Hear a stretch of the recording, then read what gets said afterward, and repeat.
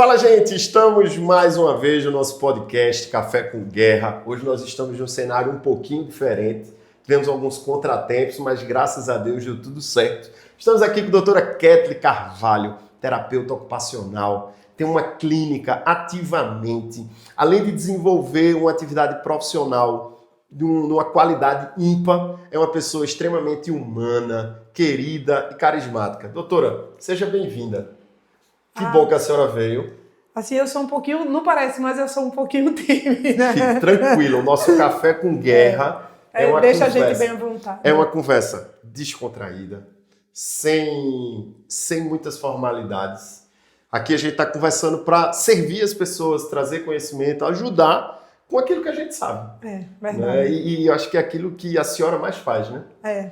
Conta um pouquinho aqui pra gente quem é a doutora Kathleen, é de Serra Talhada, de onde é? Olha só, ainda minha família toda é de Recife. Só que eu casei com o neto, que neto é de Mirandiba. Sei. E daí ele tinha o trabalho dele lá em Recife e tudo. E um dia ele chegou para mim e disse... ele trabalhava num banco e disse assim, vou embora para Mirandiba plantar goiaba e criar bode. Oh, aí me boa. organizou. Foi mesmo? Mas deu tudo certo. E daí ele veio na frente. E na época eu trabalhava em Timbaúba. E aí eu falei com Flávia, que é diretora da UPA, e disse assim, Flávia, o Neto tá morando em Recife, porque quem fez o meu namoro com o Neto foi ela. Foi Flávia. Olha aí, Flávia. Preste atenção, hein? E aí eu disse, eu sou terapeuta ocupacional. Aí mandei meu currículo, fiz uma seleção, deu tudo certo, e foi quando eu vim para cá. E vimos para morar em Mirandiba. Aí moramos em Mirandiba, e faz o quê? Acho que 5 anos que eu moro em Serra. Entendi. E uma cidade bem pequenininha, né? Para quem não conhece, aqui próximo de Serra Talhada. Serra Talhada já é bem maior, né? Comparada a Mirandiba, é uma cidade que nós temos um carinho enorme. Inclusive, se você é de Mirandiba, quem vem participar aqui do nosso Café com Guerra é Padre Augusto. Estamos só aguardando a definição da data dele para ele vir para cá. Que bom, doutora. Eu sou recifense, né? A minha esposa é daqui de Serra Talhada. E a mesma coisa com a senhora, né? A gente bebe um pouquinho da água do sertão e por aqui fica. Não é? E aí a senhora se formou lá no Recife, fez especialização? Eu me formei na Católica, em Recife, mais ou menos em torno de 15 anos, né? E aí eu tenho umas especializações, né? Eu sou especializada dentro do neurodesenvolvimento, no autismo, sou psicomotricista, tenho especialização em musicoterapia, sou também em psicopedagogia e também no ABA, né, que a gente fala tanto dentro da ciência ABA, que é análise do comportamento aplicado. Sim. E tenho algumas certificações, né? Eu tenho uma certificação internacional dentro da integração sensorial de Aires, tenho o curso de Bobat, estou indo agora fazer o Bobat Baby, tenho uns cursos de formação. Olha que currículo, hein? É professora também? Sou professora também. É mãe? Sou. Tenho Quantos 3 filhos? Tenho 3 filhos. Gabriel, Lucas e Pedro. É mãe, professora, empresária, tem uma clínica que... Olha, eu vou falar da clínica porque eu conheço a clínica como usuário. Né? O meu filho passou um tempo fazendo uma terapia. Tivemos essa honra, né? Eu que tive a honra, doutora. Eu que tive a honra de toda semana, acho que eram 2 vezes na semana, né? Eu levava meu filho lá para o atendimento de terapia psicológica.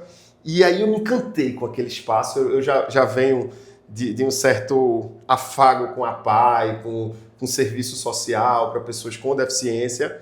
E aí conheci a doutora, que foi muito bom, doutora. Que bom que eu conheci a senhora. É minha irmã em Cristo, isso. Melhor ainda. É melhor ainda, né? Não é? Acho que é o diferencial também. Sim, claro. Doutora, por que a terapia ocupacional? Por que a senhora escolheu, por exemplo, TO e não psicologia, pedagogia, medicina, direito, química? Por que a TO? De onde veio a TO na sua vida?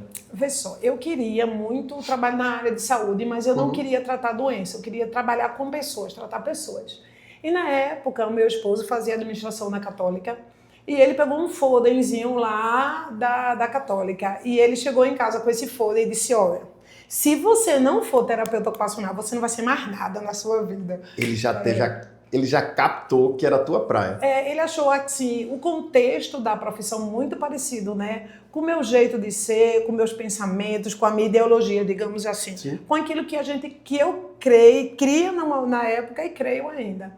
E aí eu entrei na terapia ocupacional e aos poucos fui me encantando. Foi difícil para mim, porque foram 5 anos e eu tive meus 3 filhos na Católica, né? Foram os 3 filhos, um atrás 3 do outro. filhos, Então, assim, Gabriel com 4 anos, de Gabriel para Lucas 4 anos, mas de Lucas para Pedro menos de 2 anos.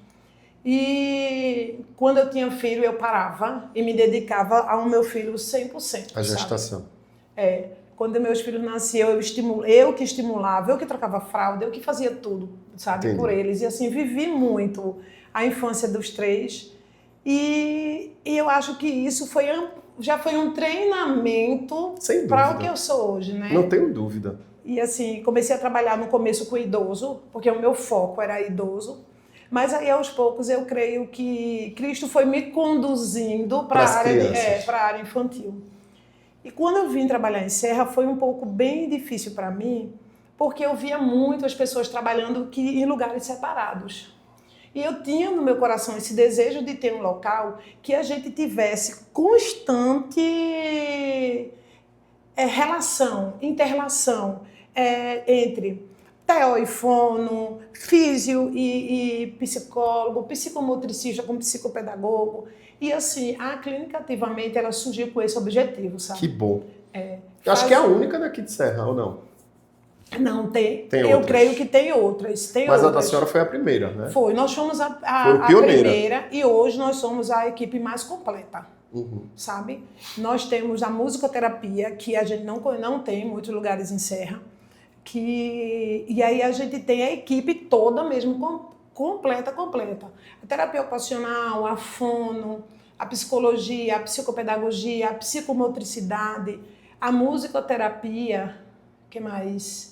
Fisioterapia. A fisioterapia, a nutrição, a nutricionista voltada, ela começa a atuar com as crianças ainda no ventre. Sério? Até o desenvolvimento da criança, sabe? Caramba. Então a gente tem uma equipe completa e assim, é uma equipe muito boa.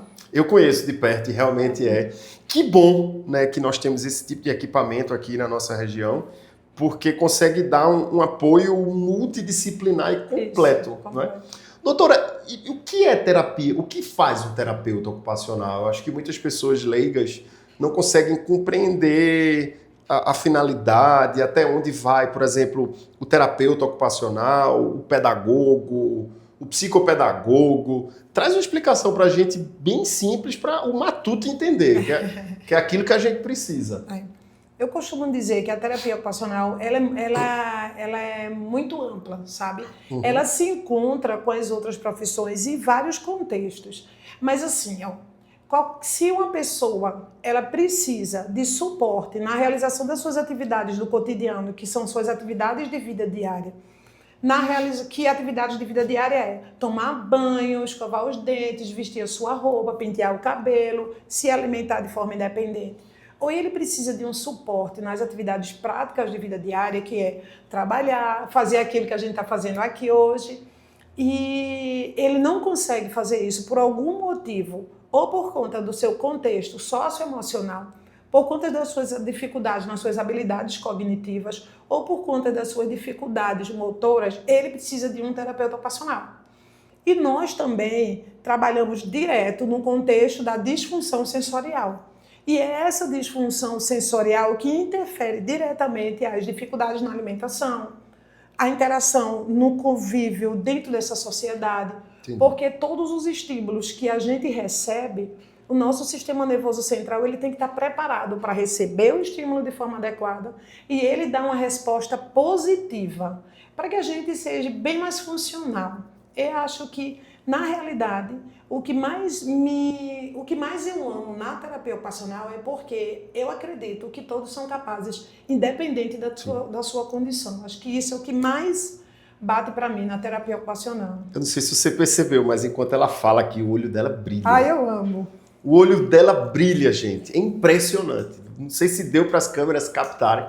Doutora, e dentro do universo da terapia ocupacional, né? Teve algum caso no seu consultório que marcou assim a sua jornada e que a senhora chegou e disse, é isso que eu quero para mim, eu me sinto realizada por isso, assim, uma criança, sei lá, uma criança que não conseguia se alimentar e hoje já tem uma certa independência. Deve ter tido vários, né? Tem. E eu pego aqui de surpresa, gente, para não ser nada maquiado. Né? Não, assim, isso é bem legal, né? Porque traz uma sinceridade na Claro. resposta da gente.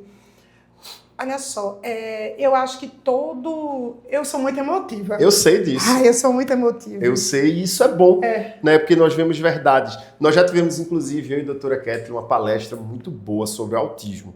Né? A gente falou lá na igreja. Foi muito bom mesmo. E estamos aqui combinando o próximo episódio desse podcast, que é Nem Tudo é Autismo. Isso. Já tem até um tema. E vai ser lá na Clínica Ativamente. Vai ser muito bom, vocês não podem perder de forma nenhuma. Deixa eu te dizer, assim, o que acontece lá na clínica, sabe? Toda semana a gente tem vivências e experiências novas, não só dentro da terapia ocupacional, mas de todas as outras especialidades, né? Uhum. E eu sou muito suspeita de falar, porque assim, eu acho que o maior diferencial da gente é porque nós não somos só uma equipe interdisciplinar, nós somos uma equipe sobrenatural, sabe?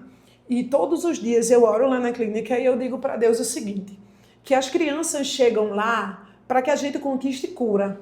Que as crianças chegam na Ativamente não para que elas fiquem muito tempo em atendimento, mas que elas cheguem lá para elas conquistarem independência funcional, autonomia, qualidade de vida e sair de lá. E elas começar a andar de forma independente, sozinhas ou com o suporte dos seus pais, né? Então, assim, toda semana a gente tem vivências que a gente diz, nossa, tem que ser Deus, sabe? Porque eu acho que o crescimento, o desenvolvimento de determinadas crianças que chegam lá sem nenhum tipo de prognóstico, sabe? Que a gente olha e diz, Deus, chega aqui pertinho, porque se não for ti, a gente não pode só. E às vezes tem famílias que não ajudam o contexto do tratamento. E a gente vai, a psicologia vai com muito carinho, com muita cautela, chamando a responsabilidade da família para o tratamento. Mas eu acho que assim, todo dia a gente tem uma expectativa diferente nisso. Mas o mais recente para mim é uma história de uma criança. Conta pra gente. Que ela era acompanhada por outra terapeuta ocupacional. E quando ela chegou para ser acompanhada por mim, ela evoluiu de uma forma tão maravilhosa que essa semana eu ouvi a mãe dela, eu na sala, né, no meu atendimento, assim que é perto da recepção, ouvi a mãe dela dizer assim para mim, depois que Elisa, vou dizer o nome dela, porque, né, depois que Elisa chegou para ser na mão de Kathleen, eu vi minha filha evoluir o que não evoluiu todos esses anos dela. E isso para mim foi muito gratificante, sabe? Porque a gente trabalha muito na terapia ocupacional com independência mesmo. A higiene, a criança limpar o bumbum, a criança escovar os dentes de forma independente. Então, quando você escuta uma mãe dizer para você, dizer para outras mães, olha, é tão gratificante ver minha filha evoluir o tanto que ela evoluiu. E lá dentro eu chorei, sabe? Eu disse, ai meu Deus, como é bom isso, porque por mais que eu estude, eu vou viajar agora para fazer o curso em Recife, vou ficar 15 dias lá, e por mais que eu estude todos os dias, sabe? Que eu busque um conhecimento diário, não existe nenhum tipo de gratificação que a gente possa ouvir de uma mãe, sabe? Imagina. É muito bom. E a gente tenta acolher todo mundo de uma forma muito ampla. A gente não agrada a todos, sabe? Claro. Às vezes eu escuto as mães dizerem assim para mim, olha, eu não vou tirar meu filho de você. Aí eu digo, por quê? E aí quando elas falam um motivo, eu fico pensando assim, oh meu Deus, é um motivo às vezes tão... simples, tão pequeno. Tão desnecessário. Porque a menina da recepção olhou de cara feia. E aí eu pergunto assim, deixa eu te fazer só uma pergunta. O seu filho está evoluindo? Muito, está evoluindo muito. Há um tempo atrás, chegou uma mãe, Nossa, esse caso marcou muito para mim, porque era uma pessoa que descobriu o autismo dessa criança, eu fiz um atendimento na casa dele, fiz todo o suporte, de ir na casa, na residência, de conversar com os pais, de falar, de explicar o que era o autismo, tudo. E depois ela mandou uma mensagem para mim dizendo assim, olha, muito obrigada, mas agora eu vou para outra terapeuta ocupacional porque é na rua da minha casa. E isso, na época, me marcou muito. Porque se eu tivesse uma terapeuta ocupacional, tivesse me dado todo o suporte, que tivesse feito meu filho evoluiu, que a criança dela evoluiu, eu não ia trocar de terapeuta porque era perto da minha casa. Claro, com certeza. Entendeu? Então, é um sentimento de traição, né? No começo eu senti isso, só que depois eu disse assim, olha... Aí foi quando eu fui entender que eu tinha que mudar o meu amor um pouco. Tinha que ser um amor técnico. E tinha que mas ser técnico. Um amor de respeito. Eu acho que o termo não seria técnico, seria um amor respeitoso. Entendi. Porque eu amo tanto essas crianças de uma forma tão incondicional que eu estou em um lugar e pronto, eu fui no açaí com meu esposo fazer feira e uma criança chorou e eu disse para ele, olha, quem está chorando é fulano de tal. Até o choro delas a já gente conhecia. Conhece. Entendeu? Aonde Caramba. elas estão, o choro. A pisadinha delas quando vem andando. Eu estava uma vez no shopping de Costa, aí eu disse para ele, olha, vai passar um menino assim, assim, assim, assim. Porque só pela pegada que eles andam, a gente sabe quem eles são, a gente tem essa percepção. E aí foi quando eu entendi que o meu amor tinha que ser um amor de respeito. Sim. De respeito à decisão de uma mãe.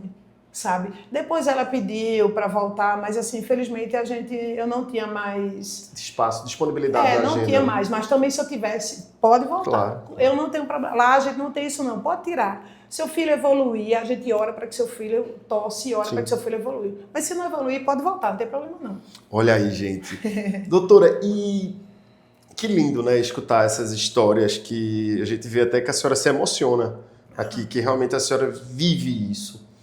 Quais são as principais doenças ou transtorno, ou síndromes, ou peculiaridade que uma criança tem e que precisa de um terapeuta ocupacional? Geralmente, quais são, assim, vamos falar o ranking, os top 5, quais são as top 5 de doenças?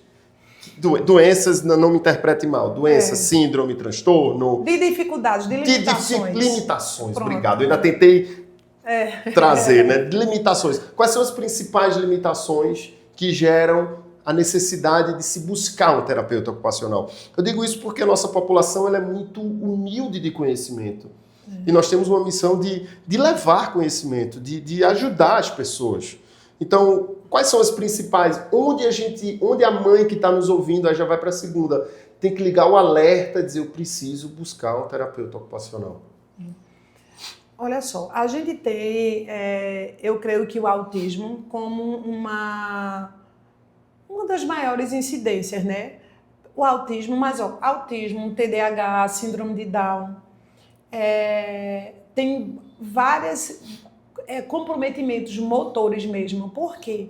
Porque crianças, tanto com comprometimento motor, com disfunção sensorial, e como eu já falei, o TDAH, mas a gente também tem muitas crianças que têm uma disfunção que elas precisam de um estímulo do terapeuta ocupacional dentro da integração sensorial diária, que elas se organizam, se modelam e começam a ficar de uma forma bem funcional.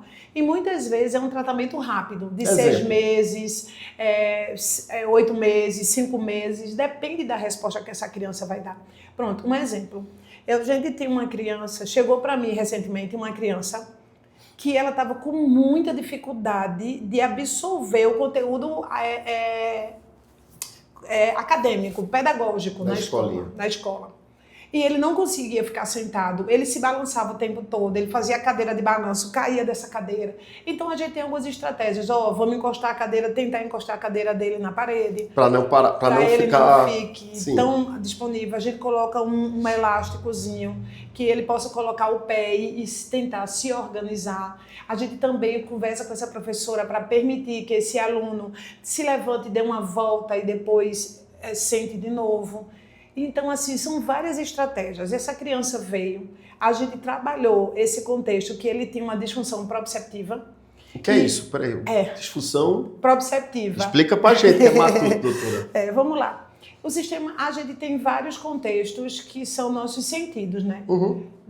Visão, audição, o tato, o paladar e o gustativo. Fora eles, nós temos mais 5, que é o docioceptivo, que nos dá a sensação de dor, o interceptivo, que nos dá a sensação de temperatura, certo. E o termoceptivo, que é a sensação de temperatura, e o interceptivo, que é algumas sensações de fome, de vontade de ir ao banheiro, né? E também a gente tem o sistema vestibular, que é o que está na região interna do ouvido, que está associado à questão de equilíbrio. Enjoo, essas coisas. Isso. E nós temos o proprioceptivo, que o proprioceptivo, ele é tudo que tem músculo, articulações e movimentos. Então aquela criança que quer movimento o tempo todo.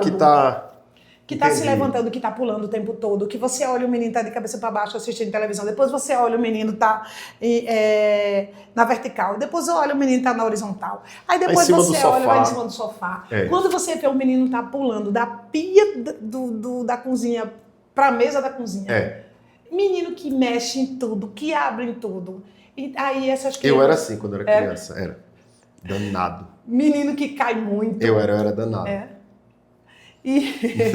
Mas o senhor tem cara mesmo, né? E daí, essa criança precisa que a gente, dentro da integração sensorial, o senhor vai numa clínica, o senhor vai ver. Então, a gente tem vários equipamentos para que a gente baixe o limiar de alerta dele, e faça que ele fique mais perceptível e receba mais o estímulo. Aí aumenta o nível de atenção e concentração dele no ambiente escolar, na missa, no culto, numa festa de aniversário. Porque, às vezes, uma criança dessa na festa de aniversário, ele quer apagar a vela, ele corre atrás do garçom, ele estoura as bolas. Então, é tanta coisa, que quando você vai ver no final de tudo, ele só precisa de uma modulação, de uma organização sensorial. Ô, doutor, e para essa criança, aí uma mãe já vai dizer autista, não é? Ou o vizinho vai dizer é TDAH. Esse menino tem transtorno, déficit de atenção e hiperatividade. E às vezes nem seria, né? Não. E aí às vezes é uma disfunção mesmo sensorial. A gente trata a disfunção e aí a criança fica organizadíssima. Não é autista, não tem TDAH, é uma criança normal. Que se confunde muitas vezes como uma criança mal educada. Normal no sentido típica, por favor, para a gente trazer a linguagem apropriada, isso. Né? E às vezes o pessoal faz, esse menino é muito mal educado, esse menino fica quieto no culto, esse menino vai para o banco, mexe em tudo, mexe com todo mundo. É uma criança muito ativa, muito participativa. Mas assim, o que mais a gente precisa entender é que são crianças. E que as crianças hoje não têm mais a vivência que a minha época tinha. E onde a mãe precisa compreender até que ponto é a vivência de uma criança e que está indo além? Eu acho que é muito mais um contexto da participação mesmo da mãe e do pai no envolvimento daquela criança. Na minha época, assim, eu tenho 46, tenho vergonha de dizer não. Na minha época, eu pulava elástico. Eu pulava amarelinha, eu brincava de sacrifício, que a gente rodeava o condomínio, se pendurando em todas as grades, em tudo que você imaginasse. A gente tinha pega de todos os sentidos, pega cocorô, pega pendurou, tudo. Pega congelou, né? A gente tinha brincadeira de esconde-esconde, a gente tinha jogos que era tudo, lambobol, pogobol, tudo que imaginasse, queimado. Queimado era bom. Quem mais jogou fui eu. Eu jogava, era bom, eu era bom. O gordinho aqui era bom. Peão, até peão eu tentava, nunca acertei, mas até peão eu tentava. Então, o que é que as crianças têm? Só que antigamente, exemplo, a nossa vivência era uma vivência de rua. Era. Hoje, isso está muito reduzido. Então, veja só, você tem uma criança que está no processo de desenvolvimento, todos os sistemas gritando por estímulo, o menino querendo movimento. A mãe trabalha o dia todo, chega super cansada em casa. Verdade. E veja só, eu respeito muito essa questão de ser feminina, que a mulher tem que evoluir. Eu acho que a mulher tem que trabalhar, tem que dirigir, tem que ser independente e tudo. Claro. Só que muitas coisas desfavoreceu, eu acho que desfavoreceu a gente. Sim. Porque antes a mulher, ela conseguia dividir isso. Hoje a gente ganha compatível aos homens, que isso é muito legal. Só que assim, a gente trabalha mais do que os homens. Se o homem perdoa. Trabalha, você, me chama de sim ou não. Trabalha mesmo, trabalha mesmo. Por quê? Além do trabalho fora, na empresa, carteira assinada, tem que dar uma atenção que é muito maior para a criança. Né? Eu sou homem e, poxa, vamos ser honestos. O amor de mãe é totalmente diferente do amor de pai. É totalmente diferente, né? A mãe tem um cuidado, tem a parte da educação. Claro que o pai faz também, mas é diferente. Não é, doutora? É muito de uma vivência, assim. É porque, assim, eu digo todo mundo que se todo mundo tivesse o privilégio de ter nascido no lar que eu nasci, com a família que eu nasci, ia saber dividir um pouco isso. Exemplo, meu pai, ele não é muito de fazer, ele é de consertar coisas, mas ele não era muito de fazer serviços domésticos em casa, como muitos homens fazem, né?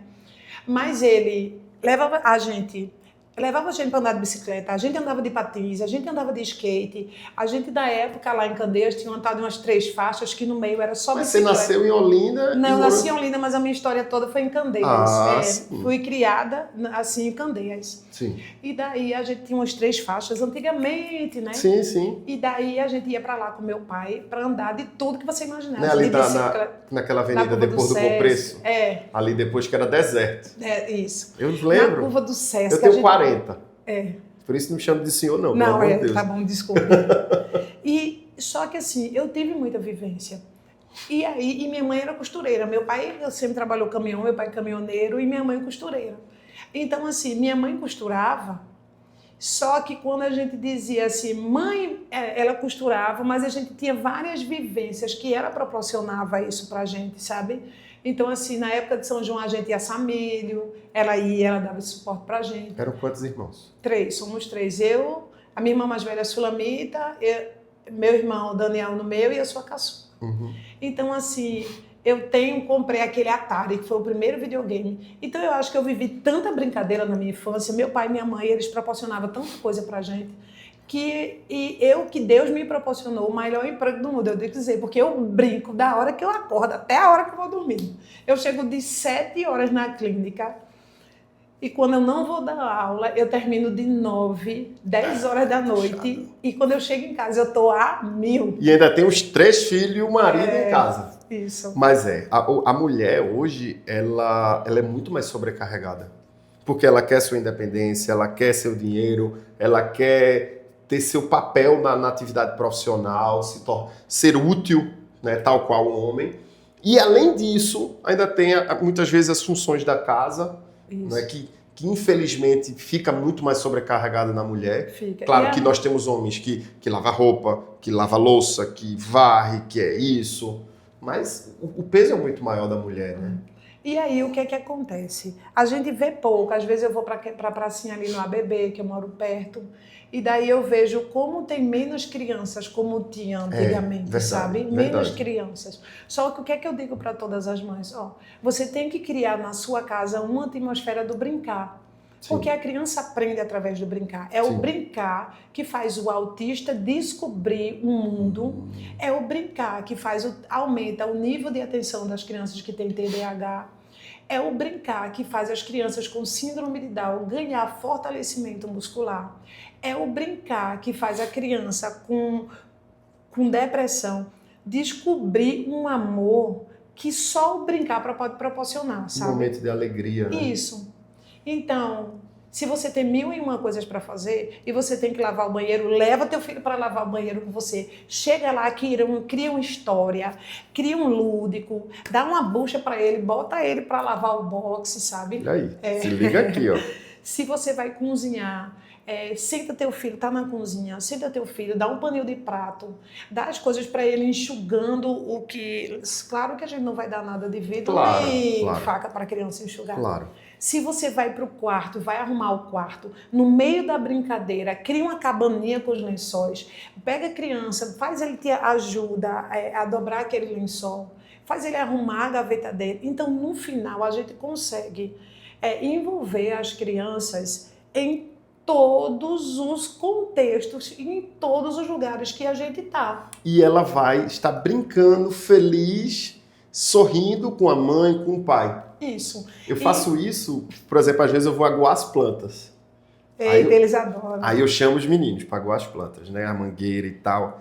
Eles já sabem, quando termina a aguação das... Na verdade, da metade pro fim da aguação das plantas, eu já passo a mangueira sem querer, já molho uma, já molho o outro. Daqui a pouco tá todo mundo de calcinha, cueca, tomando banho lá no muro. Tomando banho, pega o sabonete, o shampoo, todo mundo tomando banho de mangueira. Bom, e são essas vivências que gera futuramente memórias, né? Eles vão gerar essas memórias. E aí eles vão dizer, nossa, era tão bom isso, esse momento com meu pai. Sim. E aí eles começam a proporcionar esses momentos com os filhos deles, entendeu? Sim. E você futuramente com seus netos, né? Sim, porque, claro. Né? Agora sim, falando de netos, o que é que eu digo muito a meus filhos, sabe? Eu tenho meu filho mais velho que é falecido, e hoje eu vivo em casa mais com Lucas e Pedro. Uhum. E eu digo assim para eles, vocês vão casar, eu não quero nem saber, 3 meses eu quero os meus netos na clínica comigo. Aí os meninos, com 3 meses, olha, não tem problema. Hoje a criança, não, para a criança receber estímulo, para criança, a gente tem muita criança lá na clínica, na Ativamente, que não tem patologia, não tem diagnóstico. Mas são crianças que precisam de novas experiências, sim, sabe? E a gente tem um filho de um médico que vai lá com a gente. O menino não tem nenhuma patologia. Assim, tinha algumas dificuldades de subir em parques e tal, mas era só por falta de estímulo. Era atenção que faltava. Não era nem atenção. Os pais não, os pais são muito, eles são muito atenciosos, mas era assim, vivências que só o brincar de antigamente iria proporcionar. Entendi. Entendeu? E daí, hoje, eu nem precisava mais estar lá, mas aí a mãe diz assim, olha, deixa ele mais um pouquinho aqui. Porque é desse brincar, é dessa vivência que essa criança vai evoluindo. Vai evoluindo. Vai evoluindo muito, sabe? E tem um contexto também. Hoje em dia, tem muitos pais que não sabem brincar com seus filhos. Porque tem muitos pais que não tiveram o privilégio que nós tivemos de brincar. Peraí, espera um pouquinho. Veja, tem pais... Veja que negócio importante isso que a doutora está falando. Tem pais que, por não terem uma criação... Eu, pelo menos, não tive um pai presente. Você gera nos seus filhos uma dificuldade de aprendizado, é isso? E aí, a partir daí, como quebrar esse ciclo? Porque como um pai não tem a experiência do brincar, ele não sabe muitas vezes brincar com a criança. E o brincar é uma coisa muito lúdica, né? Eu sempre digo assim que foi Deus que criou. O brincar vem de Deus, não tem como não vir. Não é à toa que a palavra de Deus diz, né? Que você tem que ser como crianças. Isso, né? E quando fala de ser como criança, não é porque você tem que ser besta. Porque tem gente que diz, você tem que ser como criança, tem que perdoar, não. É porque você tem que viver momentos que as crianças sabem viver. Antes disso, né? E daí o que é que acontece?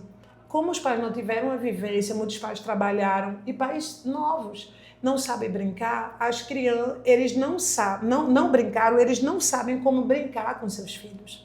E às vezes, na hora do brincar, eu escuto, quando eu vou chamar os pais para ensinar, toda a equipe que a gente chama os pais para ensinar a brincar e a estimular o seu filho em casa através do brincar, os pais dizem assim, mas doutora, eu nunca brinquei na minha vida, como é que eu vou brincar com esse menino se eu não sei brincar? Aprenda a brincar. Né? E aí a gente tem todo aquele respeito pela história de vida do pai, mas no final os próprios pais dizem assim, oxe, eu brinquei tanto, brinquei foi muito, né? Eu adorei. E a gente vai respeitando, vai entendendo o limite de cada pai, mas o nosso objetivo é proporcionar desenvolvimento à criança. Nós tivemos uma experiência recentemente com o pessoal da assistência social. Eu esqueci agora o serviço da assistência social, de alguma coisa relacionada à criança. E aí, ela contando, essa moça da assistência social, que vai na casa das famílias, sobretudo as famílias que estão numa situação mais vulneráveis, e pegam coisas simples da casa para se tornar um brinquedo. A panela velha, uma tampa de panela velha que não é de vidro, vira um brinquedo. Uma garrafa de plástico com quatro tampinhas e um fio, vira um carrinho. E assim, ou seja, vai criar com as mães e com as crianças brinquedos do cotidiano. No cotidiano. Não é? Porque às vezes as pessoas ficam muito focadas, mas eu não tenho o brinquedo, o carrinho da Hot Wheels ou a boneca da Barbie, eu nem sei se ainda tem isso. Projeto Criança Feliz, olha aí, ó. Minha produção trouxe aqui uma fila. O projeto Criança Feliz. Eu achei lindo esse projeto. Porque pegam coisas, por exemplo, pega um pedaço de EVA e faz uma amarelinha. Não é amarelinha, né? É. Você vai subindo. Na minha época era academia. Não era academia? Vamos pela academia. 1, 2, 3 até o 7. Que é amarelinha. Pega um pedaço de gesso, que toda casa tem um pedaço de gesso velho, e desenha no chão uma casinha, aí desenha a casa, desenha a porta, o quarto, a cozinha, ou seja, coisas do cotidiano para desenvolver o que é a criatividade da criança, né? E aí, quando a gente vai ver, o que é que a criança consegue nisso aí? Conquistar uma coisa muito desejada, que muitas crianças com autismo e com TDAH e outras patologias têm dificuldade, que é o contexto do idealizar, planejar e executar. E aí você pega uma criança lá, cria um brinquedo com aquela criança e você às vezes vê como aquela criança é bom desse desenvolvimento, né, da idealização, que a gente chama na terapia ocupacional da praxe, desenvolvimento da praxe, idealizar, planejar e executar. E às vezes a criança quer construir uma coisa, vai lá, vem cá e não consegue desenvolver aquilo. Que legal, né? isso. E aí você pega um projeto desse, vai numa casa, estimula a criança a criar uma garrafa PET, criar um carrinho. Qualquer coisa. E você vê como ela vai desenvolver não só a questão da praxe também, mas a questão do raciocínio lógico, as habilidades motoras de construir. Sim. Aí vem todas as habilidades cognitivas, figura fundo, raciocínio lógico, percepção visual. É tão rico, rico, que eu passo a noite aqui todinha falando. Imagina. E a senhora falando, e eu me lembro que, por exemplo, meu filho gosta muito daqueles carrinhos, tipo Hot Wheels, né? Aqueles carrinhos pequenininhos. E aí o menino vê o estacionamento do Hot Wheels, que é uma fortuna. Né? Eu disse, meu Deus, o que é que eu vou fazer? Já sei. Eu arrumei uma caixa de papelão. Arrumei uma caixa de papelão dessas de supermercado. Aí peguei uma bem grande. Aí peguei outra, fui cortando e fui fazendo um estacionamento. Eu terminei o dia com os dedos todo queimado. Que eu fui usando aquela cola quente. Todo queimado. Mas eu peguei o papelão e fui montando com ele. Vamos fazer um estacionamento aqui. Vamos fazer uma rua. Cara, isso é tão gratificante. E o meu filho passou meses brincando com papelão. Aí daqui a pouco ele foi e fez um dele. Não é? Isso é muito legal, doutora. E isso, a terapia ocupacional ensina isso, no caso dos pais que não conseguem ter essa criatividade para melhorar os vínculos com a criança. Isso. E às vezes o que é que acontece? Esse momento que o senhor falou pra gente, né, que você falou pra gente, daquilo que você construiu com o seu filho, vai ter momentos que ele vai crescer e vai... tem que fazer aquelas maquetes, daqueles trabalhos, não sei se ainda tem Feira de Ciências, que mudou o nome, mas ainda tem. E daí ele faz, o meu pai usou tal cola, o meu pai fez isso, e aí ele traz a memória daquilo que vocês construíram para o desenvolvimento das habilidades dele e dentro do cotidiano da história dele. Então, assim, você marca o seu filho, você estimula o desenvolvimento, a criatividade dele dentro de uma coisa que você diz, que besteira, um papelão, né? Só que bote uma criança dentro de um papelão e arraste ela pelo dentro de uma casa, mesmo que você não construa nada. É um carrinho. É um carrinho. É um carrinho. Sabe? É um carro. E também, eu digo, porque lá na clínica, hoje eu estava conversando com a doutora Laiane, que é fono, que a gente tem uma pista bem, eu dizendo, Laiane, esse brinquedo foi quase R$400. A pista de Hot Wheels? Não era Hot Wheels, é uma pista de uns carrinhos que ele vai a pilha e também tem uma manivela, Sim, sim. sabe? Aí eu disse, Laiane, esse brinquedo foi R$ 400. Cuidado, Nayane. Pelo amor de Deus. Não, mas lá os meninos quebram. A gente, olha, assim, eu louvo a Deus pela vida do meu marido, né? Ele é o diretor financeiro lá. E a gente não tem pena de gastar com brinquedo, não. A gente investe mesmo, sabe? Sim. Com recursos. A gente chama de recursos, mas que Claro. na realidade são brinquedos. Por quê? Porque a criança tem que entender que ela vai para a clínica para brincar. Na brincadeira que a psicóloga entra, não é, doutora? Isso. Que a fono entra. Conta aí como é. Pronto. Aí é através desse brincar que cada especialidade vai conseguindo seus objetivos. A gente tem duas psicopedagogas lá, a Márcia e a Rita. Márcia e Rita, ó. Aqui, viu? E daí o que é que acontece? Se fosse para a criança chegar, para entender, fazer aquilo, babi, babu, elas não iam não, sabe? Elas não iriam, porque é tão dinâmico, é tão divertido. A gente que está fora só escuta os meninos. Curte tanto aquela terapia. Sim. E é através desse contexto mesmo que a gente vai aproveitando para estimular a criança naquilo que ela precisa. Sim. E lá a gente usa muito a potencialidade para favorecer a limitação, sabe? E quando a gente estava nessa... Peraí, como assim a potencialidade para favorecer a alimentação? Eu não entendi. Não, desculpe, a gente usa a potencialidade da criança para favorecer... desculpe, eu que fiz errado. A potencialidade da criança para favorecer a anulação, a redução daquela limitação que ele tem. Sim. Pronto, um exemplo. Hoje, essa criança saiu com a psicopedagoga dizendo eu quero a pista. E eu, deixa a pista, porque já tinha outra criança que queria a pista. E aí, disse, nossa, o que é que uma psicopedagoga faz com uma pista de carrinhos? E daí ela vai lá, ela pega essa pista de carrinhos. Dentro dessa pista, cada carrinho, ela bota uma sílaba. E quando o carrinho vai subindo aquela ladeira, que topa com o outro lá na ladeira, forma uma sílaba. Caramba! E essa sílaba, quando ele desce, já formou uma palavra. Que legal! Né? É muito massa mesmo. E daí, o que é que acontece? O que é que ele quer? O que é que ele sabe fazer? Uma criança que só sabe correr. A gente tem crianças que chegam lá, corre o tempo todo. Tudo bem, ele sabe correr. Então, quando você olha, as terapeutas estão mortas, porque corre todo mundo. Ele corre na psicopedagoga, ele corre na fono, ele corre na TO, ele não corre na psicóloga. Você quer correr? Vamos correr, então vamos correr. Bora. Então vamos correr. E vai correndo e fazendo as coisas. Vai correndo e fazendo as coisas. Aí a criança se solta, porque muitas vezes o pai, a mãe, que não tem o conhecimento, por favor, não tem o conhecimento técnico, científico, para menino, fica quieto, não é? Aí a criança se solta, já gera confiança com aquele profissional. Isso. E relaxa para aprender, né? Porque também é o seguinte, lá a gente respeita a autonomia da criança. Então, se a criança, ela quer brincar, pronto, ela quer correr. Digamos que eu quero que ele faça uma atividade de coordenação motora mais precisa, para favorecer abotoar o botão, escovar o dente, pentear o cabelo e tal. Só que ele quer correr, então eu digo para ele, você quer correr? O que você quer fazer? Porque a gente chega dizendo, olha, eu quero trabalhar a coordenação motora precisa, fina daquela criança. E quando a criança chega lá, o menino só quer correr, sabe?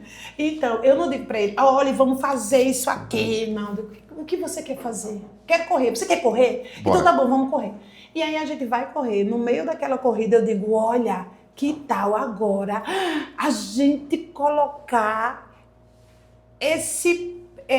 digamos, essa bolinha aqui nesse tubinho. Vamos correr e colocar a bolinha no tubinho? Vamos! Vê quem bota primeiro. Isso, vamos lá, vamos! E daí o menino, vamos! Então a gente vai respeitando a autonomia dele e quando a gente vê, ele vai recebendo o estímulo que ele precisa para conquistar a sua funcionalidade, Sim. Né? E a gente vai favorecendo isso. Então, mas eu vou dizer bem rapidinho, um exemplo que aconteceu. Exemplo, fomos em uma escola e temos uma criança autista que ele tem um hiperfoco por avião.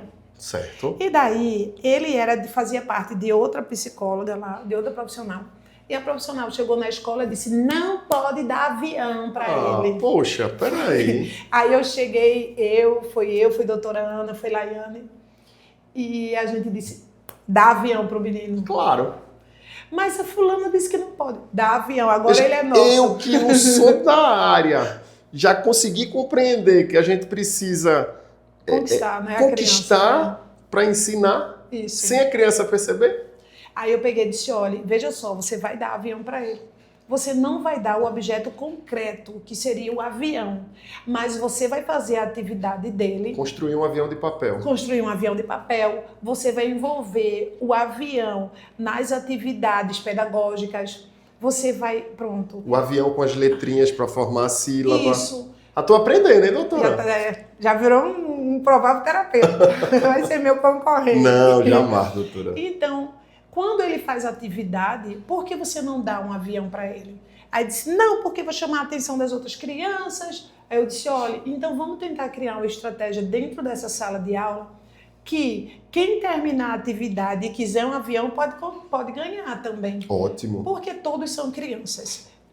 A gente tem várias crianças que chegam na clínica chorando e que fazem uma terapia, um tratamento com a psicóloga, porque elas não conseguem compreender porque os irmãos são autistas.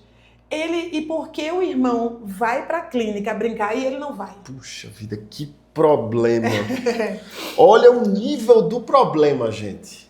E aí o que é que a gente faz? Leva a criança para brincar também. A gente envolve aquela criança na sessão com o irmão. Dependendo, quando a mãe tem um plano de saúde, a gente consegue fazer com que a mãe leve para um médico e o médico entenda a situação, né? Porque assim, a gente sugere que aquele médico peça a psicologia só para que ele entenda a limitação, a dificuldade do irmão. Boa. E aí essa criança vem para a psicologia para ela, através do brincar e da vivência terapêutica que o irmão tem, aquela irmã, digamos assim, entender por que aquela criança está ali, por que aquele brincar tão maravilhoso, sabe? E a gente vê como isso tudo é favorável para a gente e é favorável para a família. Claro. Então, quando a família ela tem uma limitação financeira, a habilidade financeira, digamos assim, da família não dá para pagar, a gente envolve aquela criança na terapia do irmão. E também lá a gente tem suporte da psicóloga, que ela acolhe essas famílias que não têm condições de pagar e a gente dá um período, olha, a gente vai dar para você um período de 3, 4 meses, depende da situação, de forma gratuita, agora não pode faltar e tem que seguir as orientações. Claro. Então, a família que muitas vezes só pode pagar a fono, aí a gente vai e proporciona isso para ela. Porque a melhora da criança vai ser bem considerada, né? E o nosso objetivo é fazer com que aquela criança desenvolva, sabe? Sim. Desenvolva de uma forma que muitas vezes dinheiro não paga. Sim, sabe? claro. Se a família não tem condições de pagar, a gente vai criar situações que favorecer isso para a família. Que bom. A gente Que bom, sempre né, vê doutora? isso. E outra coisa que a gente faz muito lá, sabe?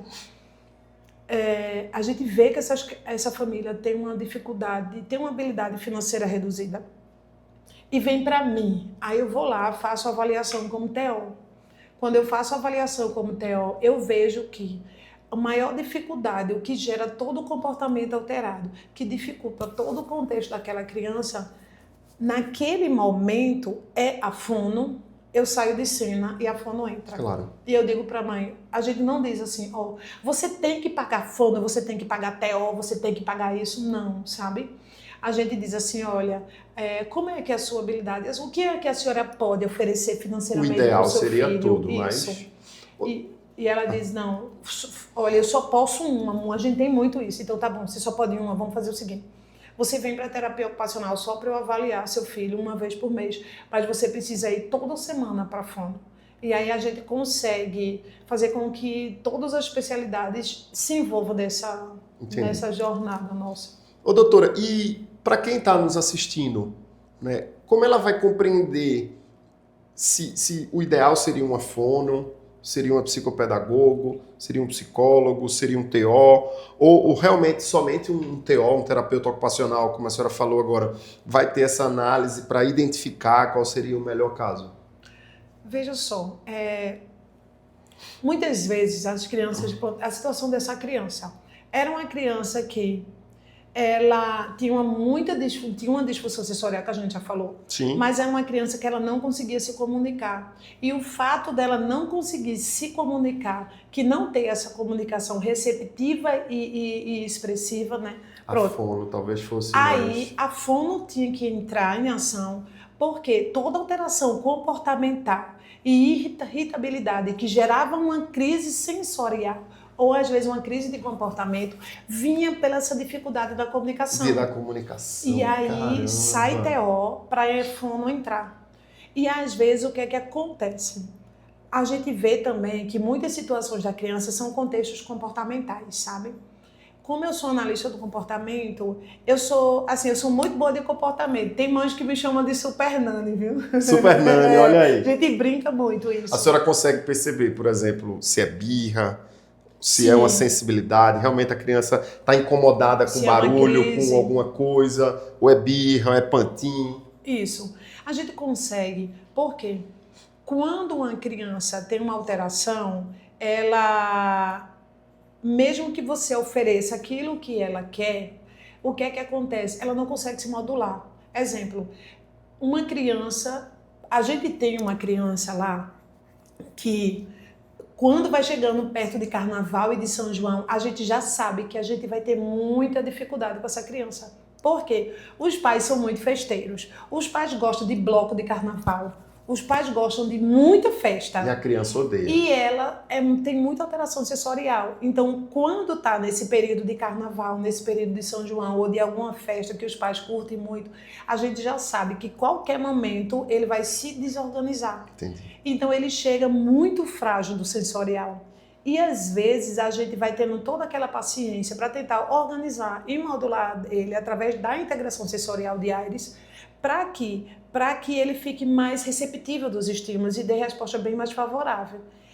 E aí, muitas vezes, ele chega e diz assim, eu quero bola. Digamos que é uma criança que fale, que é verbal, né? Digamos assim, eu quero bola, né? Diz assim, eu quero bola. E você diz, olha, agora eu não posso te dar bola. Se você disser não, o sistema nervoso central daquela criança já se desorganiza. Já pula no chão, começa a gritar, chorar, espernear. Né? Gritar, olha aí, chorar, mães, espernear. não diga o não primeiro. Diz assim, peraí, calma, já eu lhe dou a bola, mas antes, não é? E a gente vai ensinar as estratégias, né? De dizer o seguinte, você pode dar uma faca pro seu filho? Não, então... Faca não pode. Ele vai se desorganizar, jogar no chão. Você vai dizer para ele, olha, eu entendo você. Eu sei que você quer a faca, mas não pode. E agora eu posso te dar uma colher. Olha, que tal a gente brincar agora? Então você cria uma estratégia para aquilo. Mas eu sempre digo, substituir o não. Agora o não tem que estar presente na vida da criança, sim, certo? Mas exemplo, criança quer um biscoito na hora. É tão engraçado aqui que para mim biscoito é doce. Bolacha salgada. Pra mim também. Aqui não, tudo é biscoito. Aqui tudo é biscoito. Tudo é biscoito, né? E outra coisa, munguzá é doce. Isso. E aqui é salgado. É salgado. Não é? A gente que é da região metropolitana, né? O vice é uma comida totalmente diferente. Produção também é da região metropolitana. É. E aí, o que é que acontece? Então, a gente diz para ele, você quer biscoito? Olha, eu posso te dar o biscoito, mas primeiro você almoça, depois eu dou o biscoito para você. E aí a criança vai e diz assim, não, agora eu quero almoço. Aí você faz, você quer? Não, agora eu quero biscoito. Aí você vai dizer, você quer biscoito? Sim. Pronto, eu vou te dar biscoito. Almoça que eu te dou biscoito. E aí você pode dividir, vamos combinar. Come só esse que eu te dou o biscoito.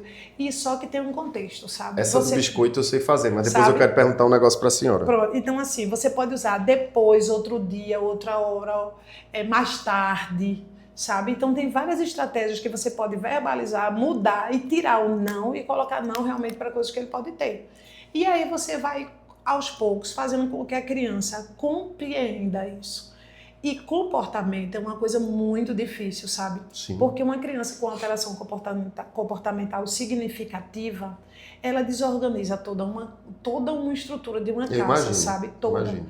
E eu sempre digo assim para as mães, antes da gente trabalhar comportamento, você precisa trabalhar o seu autocontrole. A mãe. E o Pra pai mãe, precisa. a mãe, quando eu digo a mãe, o pai, para não gritar, para saber que ela é que é o adulto, a mãe ou os pais é que são os adultos, e que a criança é a criança, para não entrar no mesmo nível da criança, né? Isso. A minha esposa, eu tô vendo minha esposa falando às vezes, Antônio, você é o adulto da casa. Não se iguale à criança nesse sentido. A minha esposa fala isso, doutora. Porque às vezes Sim. a gente quer bater boca com as crianças. E eu Não vou lhe dizer adianta. uma coisa, viu? As crianças são muito boas de lá, A de minha? verbal, viu? A minha eu já sei que vai De ser advogada. argumentos. A minha eu sei que vai ser advogada já. Ela tem argumento para tudo. Eles 9 argumentam anos. muito, viu? Muito. Então, às vezes, você diz assim, olha, você não... Exemplo, às vezes quando o Pedro diz assim, mãe, eu vou para tal lugar. Eu digo para ele, filho, você não tem que me avisar, você tem que pedir a minha autorização. Você não tem que me avisar, você tem que pedir para ele. Pedro tem quantos anos? Eu tenho um Pedro com 16. Já é um rapaz já. Mas é uma fase muito, sabe? Imagino. E Lucas com 17, que vai fazer 18. Já é quase adulto já. Quase adulto. Mas eles sempre foram assim, eu sou muito agraciada por Deus pelos meus filhos, Sim, sabe? com Eu fico muito certeza. feliz que quando eu chego, o pessoal diz, seus filhos são muito educados, seus filhos... eu fico muito feliz. É o orgulho, né? Eu sou muito orgulhosa deles. Doutor... E eu digo isso a eles. E, olha, vocês, pelo amor de Deus, eu trabalho tanto com comportamento infantil, não vão sair por aqui descompensados, não. Né? A pergunta que eu ia fazer para a senhora é o seguinte, isso é um caso pessoal meu, viu, gente? O que fazer para aquela criança que não quer comer fruta, não quer comer feijão e que já foi tentada todas as técnicas que você imaginar da minha vida, ao meu filho? Vamos lá. Veja, quando a gente fala... Isso foi uma polêmica recentemente. Foi? Viu? Da minha foi. Ah, seu. Meu. Por quê? Veja só, crianças com disfunção sensorial... É a disfunção sensorial que interfere a seletividade alimentar. Tá. Certo? Exemplo, crianças com autismo ou com outros contextos que têm uma seletividade alimentar, essa seletividade alimentar, criança só tem preferências por comidas secas ou comidas molhadas, e ele acorda de manhã e come uma coisa só, arroz com frango, de meio-dia arroz com frango, de noite arroz com frango. Lá em casa e é assim. uma seletividade Muda mesmo o arroz alimentar. com frango pela carne. Pronto. E aí é uma seletividade alimentar que pode estar sendo influenciada por uma disfunção sensorial. Então, quem trata a disfunção sensorial? Eu, o terapeuta ocupacional. Priscila, minha esposa, levar Luiz lá. E aí, doutora Kathleen. o que acontece? Eu recebo muitas crianças nesse contexto. Só que eu sempre digo para os pais, veja só, a gente tem que descobrir se tem uma disfunção sensorial envolvida. Se tiver uma disfunção sensorial envolvida e tiver uma seletividade alimentar, a gente tem todos os contextos para trabalhar isso, certo? Beleza. Só que, além disso, eu digo que tem as escolhas alimentares. Sim, porque o menino é sabido. Isso. Ele quer o docinho, o biscoito. Se você der uma coxinha pro seu filho na hora do almoço, Oxê. ele não vai comer feijão mais nunca. Ele vai querer coxinha, ele vai querer pastel, sabe? Exato. Que é muito mais gostoso, que ninguém discute. Né? E Eu acho. Porque a doutora Jussiana, a nutricionista, diz assim, que não existe coisa mais prazerosa do que o paladar, do que dar um doce, do que dar comida para uma coisa que a criança gosta. Doutora, e realmente não. Eu adoro comida de criança. Eu troco um prato de feijão e arroz por uma coxinha com coca. Fácil. Fácil. Mas assim, isso tudo é uma escolha sua. Sim, eu não troco porque eu não posso, senão eu vou ficar com 200 quilos. Pronto. Doutora, então fala pra gente como é esse negócio aí da seletividade alimentar, da criança que não quer comer ou que quer comer aquilo. Como é? Explica aí. Pronto, vamos lá. A seletividade alimentar, ela está associada à disfunção sensorial, certo? Só que muitas vezes as crianças não comem nada, não aceitam comer nada. E a gente faz uma avaliação, né, que a gente chama de avaliação, que é para avaliar se tem uma disfunção sensorial envolvida. E a criança não tem disfunção. Mas só que é uma criança que não come nada. Então a gente tem que ver se houve algum trauma na infância daquela criança, se aquela criança foi forçada a comer porque não queria comer. Olha aí, gente. Sabe, isso é muito importante. Se aquela criança era uma criança que muitas vezes a gente também tem que respeitar o paladar da criança. Tem criança que não tem paladar para feijão. Não tem. Então, vai lá na Nutri, né? Procura a Jussiana e diz assim, Jussiana, meu filho não gosta de feijão. E daí ela vai tentar criar receitas e vai tentar envolver outras coisas que têm o mesmo ferro que o feijão. Porque tem países que não existe feijão. Sim, verdade. E as crianças... É porque o Nordeste tem isso, do almoço tem que ter feijão. Arroz, macarrão, Arroz e macarrão, tem que ter, né? Tem que ter. Então a gente vê que, para que a criança não se alimente de uma maneira adequada, pode ter uma disfunção sensorial envolvida, pode ter uma preferência. Como é normal, a pessoa preferir uma coxinha a um prato de macarrão. Isso, e tem uma escolha. Um exemplo de preferência. Bota um brigadeiro e uma coxinha. O senhor vai para qual? Você vai para qual? Eu vou por 2. Mas primeiro para a coxinha. Se só puder um. A coxinha. A coxinha. Até porque é maior do que o brigadeiro, né? Se botar para mim, para onde é que eu vou? Oxe, eu vou pro brigadeiro na hora. Hora. Minha esposa ia direto pro brigadeiro também. Eu vou pro brigadeiro. Então, é a minha preferência, é o doce. Mas tem gente que... hoje eu vou de doce, hoje eu vou de salgado. Eu queria ser assim. E aí é uma escolha. Eu queria ser aquela pessoa que assim... eu vou comer só porque... Senão a minha pressão vai cair. Tem gente que é assim, né? Que não tem vontade de comer. Que a psicóloga entra, sabe? Para ver aquilo. A fono também entra para ver. Porque tem criança que só... A gente já teve situações assim. Crianças que só querem comer pastoso porque não querem mastigar. Preguiça. Ou preguiça, realmente, ou alguma dificuldade na mastigação. Então, a fono tem que avaliar essa criança, sabe? Aquela criança não come as comidas mais consistentes. Por quê? Por que a preferência por essas coisas mais pastosas, mais molhadas? Porque ela bota na boca e engole, ela não mastiga. E quando a gente vai ver uma criança que tem alguma dificuldade, que só a fono pode detectar. A gente também tem crianças que tiveram algum contexto de trauma com algum alimento. Pronto. Comeu demais algo na infância e criou realmente um trauma. Pronto. Eu tive uma criança que ela não comia feijão, porque em algum momento alguém disse para ela que feijão tinha palha.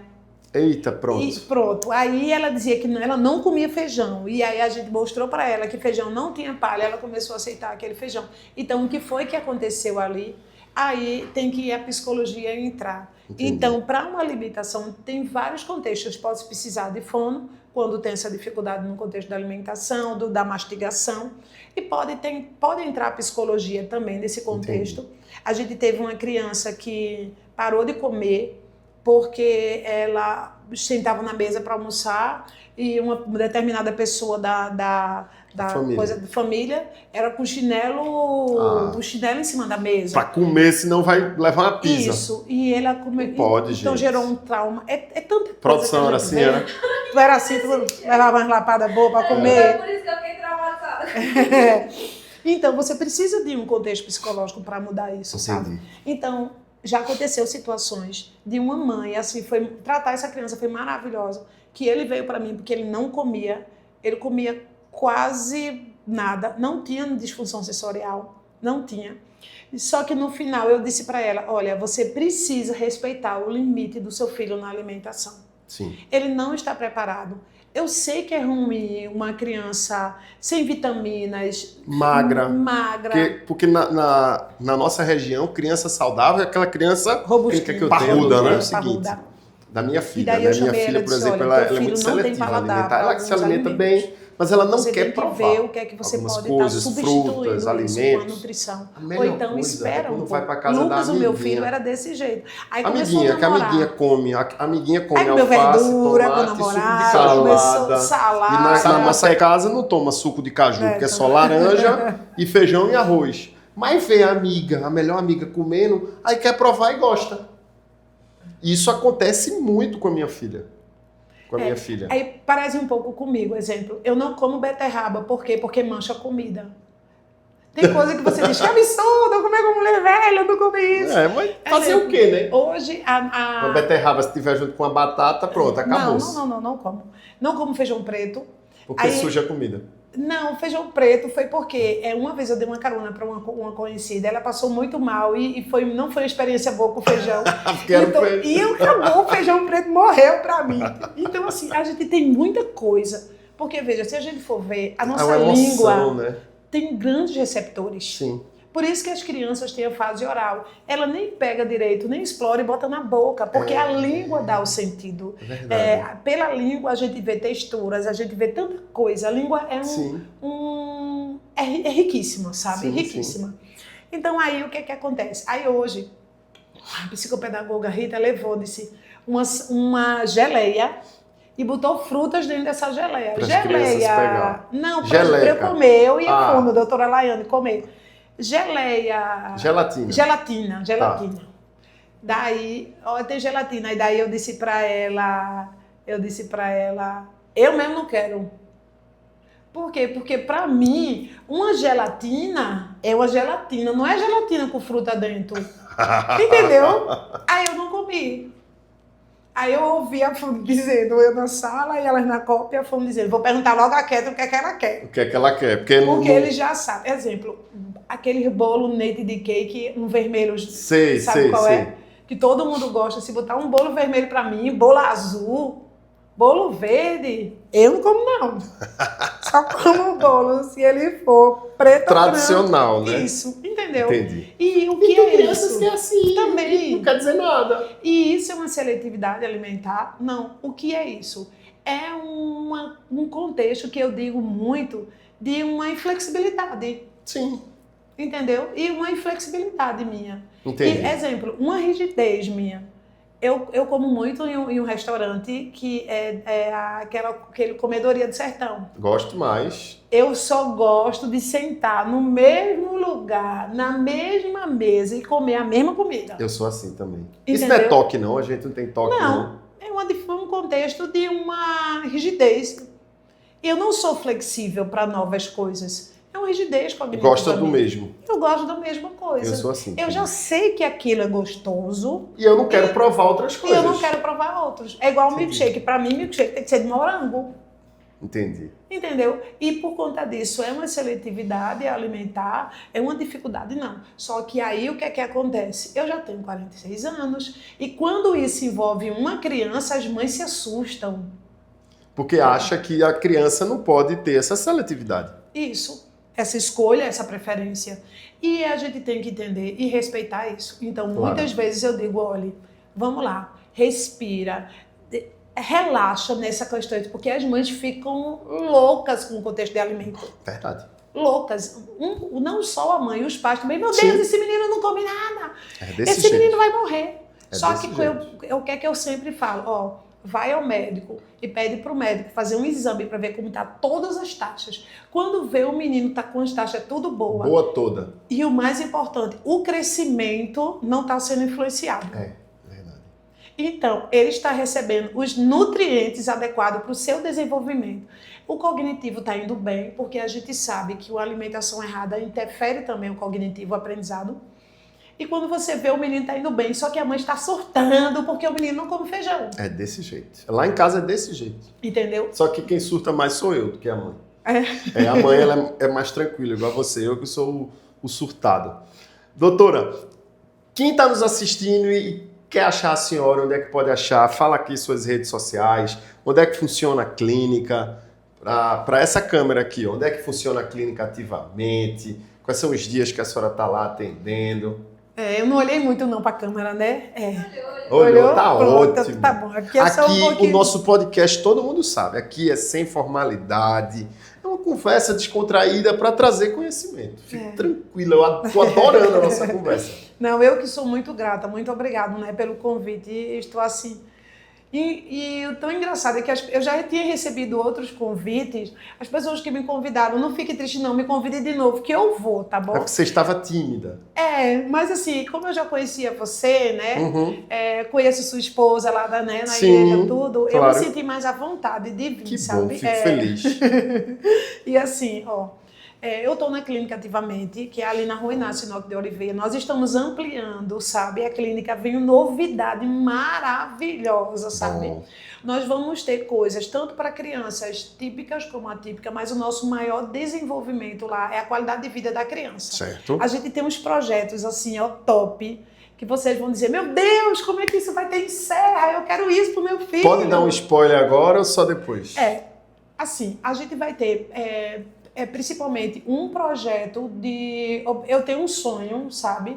De um projeto de obesidade infantil. Nós teremos... venho estudando, eu estou estudando muito sobre a questão das habilidades motoras, mais ainda dentro da terapia ocupacional e também na psicomotricidade. E estou à procura de um educador físico, porque eu quero trabalhar muito com crianças com sobrepeso. E nessa equipe teremos físio, a nutrição e a psicologia, dando suporte a todo o grupo. Muito bom, viu? Muito bom. Sabe? Porque não existe o contexto de obesidade sem trabalhar o contexto emocional, a mente. Sabe? O corpo e a alimentação. E a alimentação. E isso para mim é um sonho que Deus vai fazer acontecer. Deus já está trabalhando para a gente. Vai dar certo, eu não tenho dúvida que vai dar certo. Outra coisa, né? Lá na clínica, a gente tem o nosso Instagram, que é Ativamente Sertão. E assim, eu tenho o meu telefone, pode dar também? Pode, com certeza. Se precisar, liga para mim. Agora, veja só, preste atenção. Se você mandar mensagem para mim, eu não vou poder te responder de imediato. Porque eu vou estar atendendo. Porque eu trabalho com crianças. Se eu for mexer no celular, o menino cai. Ou então o menino voa. Né? Então, assim, é 81-9113-7605. Então, assim, fica à vontade, fala comigo, diz que me viu aqui, né? E eu sempre ajudo pessoas, oriento. A gente tem um trabalho também lá na clínica que eu avalio crianças.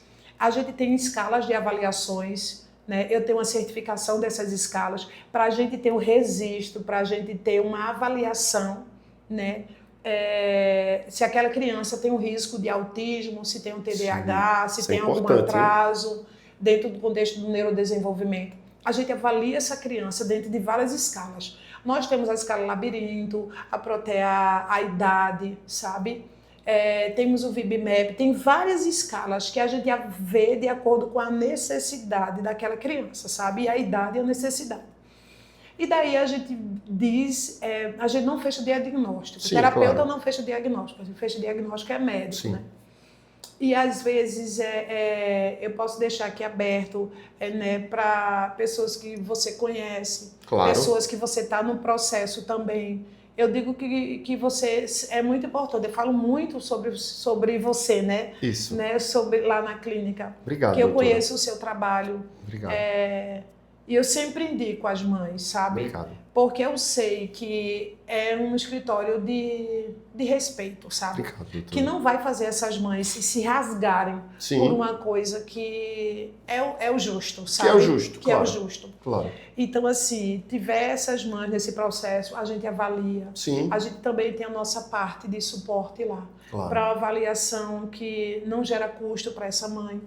Mas o que ainda me deixa muito triste é porque a gente vê que a gente tenta favorecer as pessoas para ganhar o benefício, para favorecer o desenvolvimento daquela criança. É terrível. E as mães não fazem no final o que é necessário. Infelizmente, sabe? só estão preocupados muitas vezes com o diagnóstico e com o dinheiro. E com o benefício. Pois O que é que eu digo muito lá? É que um benefício, o BPC, ela não vai fazer com que a mãe consiga pagar todo o tratamento necessário, não vai. Mas ela pode favorecer para que aquela criança tenha pelo menos um tratamento. Claro. Então, pega esse benefício e dá um tratamento que for preciso. Digno para seu filho. Isso, né? Não precisa ser todas as terapias. Mas vai lá na doutora. Isso. Vai lá para ela avaliar. E aí, a partir daí, vai identificar se é melhor uma fono, se é melhor um TO, se é melhor um psicólogo, uma fisioterapia, nutricionista, não é, doutora? Isso. Para que a partir daí possa identificar para a criança. E eu digo muito isso. O BPC, eu sou muito a favor do BPC, sabe?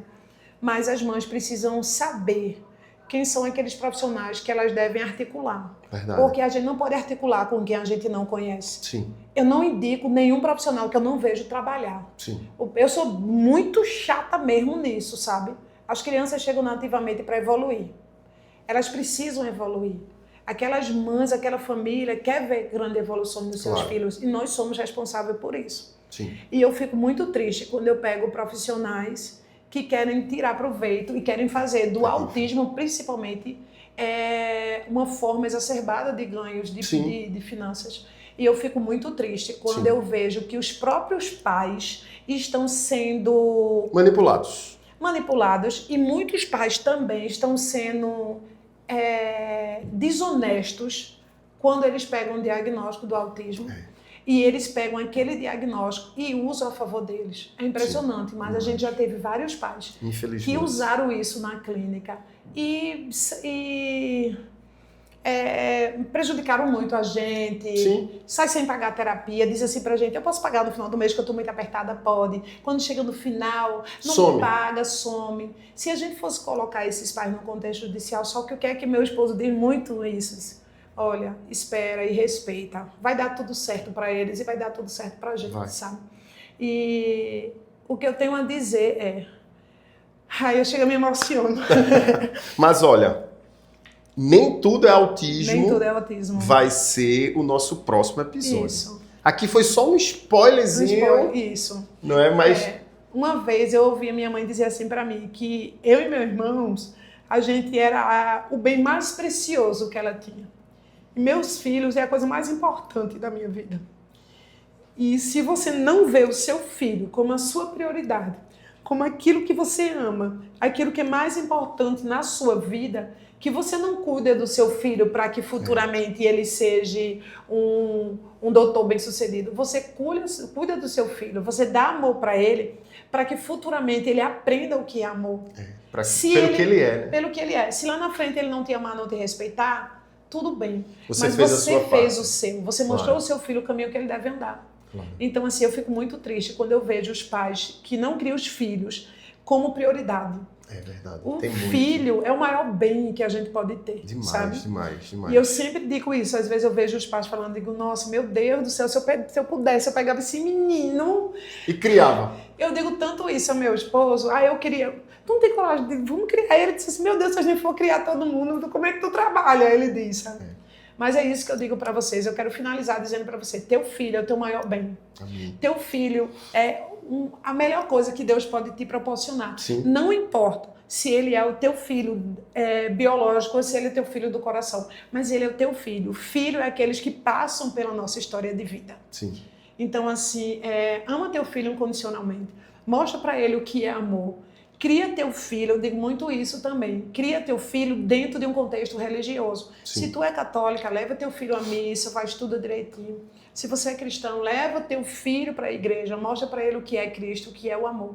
E aí eu vou dizer para você, você vai ver futuramente filhos bem-sucedidos. Sim. Doutora, obrigado, eu adorei. Assim, gostei muito. A gente tá acabando aqui por conta do horário, mas olha, adorei sua vinda, que bom. Que conexão com amor em Cristo, né, que nós temos. É mesmo. E nosso segundo episódio, isso, nem lá na tudo clínica, é autismo. Lá na clínica. E ó, toda a equipe. Tamo junto, é só o começo do nosso Café com Guerra. Tchau, gente, obrigada.